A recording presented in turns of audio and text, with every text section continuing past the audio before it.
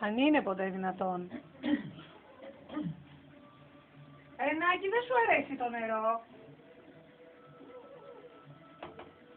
Δεν σου αρέσει το νερό. Και θέλει να κάνει μπάνιο. Θέλει εδώ το βρει. Τι θέλει να κάνει μπάνιο. Μια κοπελιά φεύγει πίσω η κυταρίτιδα, λέω, η πιτηρίδα και η τρίχα. Πω. Αλήθεια. Κάτι άσπρα φεύγουν. Που είναι εξωτερμία. Να σου πω.